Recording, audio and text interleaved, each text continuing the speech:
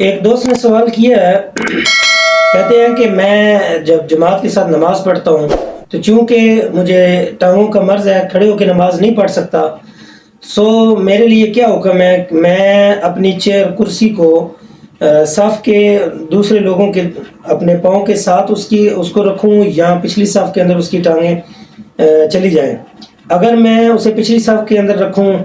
تو پھر پچھلے بندے پریشان ہوں گے، اگر میں آگے رکھوں تو میں سب سے آگے چلا جاتا ہوں، تو میرے لیے کیا حکم ہے؟ تو جواب عرض یہ ہے کہ علماء فرماتے ہیں کہ آپ سب سے بہتر تو یہ ہے کہ آپ زمین پہ بیٹھ کے نماز پڑھیں، حتی المقدور کوشش کریں، کم از کم اگر تکبیر تحریمہ کھڑے ہو کے پڑھ سکتے ہیں تو تکبیر تحریمہ کھڑے ہو کے پڑھیں، باقی نماز اگر آپ بیٹھ کے پڑھنا چاہتے ہیں تو زمین پہ بیٹھ کے پڑھیں، زمین پہ بیٹھ کے نہیں پڑھ سکتے تو کرسی پہ بیٹھ کے پڑھیں۔ اب اگر آپ کرسی پہ بیٹھ کے پڑھتے ہیں تو کرسی کی جو پچھلی ٹانگیں ہیں وہ صف کی سیدھ میں ہونی چاہیے، جہاں دوسرے لوگوں کے پاؤں ہیں وہاں وہ ٹانگیں ہونی چاہیے۔ آپ کھڑے ہوتے ہیں تو بھلے آپ اگر صف کے آگے نکل جاتے ہیں تو کوئی حرج نہیں، چونکہ آپ نے صرف تکبیر تحریمہ ہی کہنی ہے، تو آپ باقی نماز بیٹھ کے پڑھ سکتے ہیں۔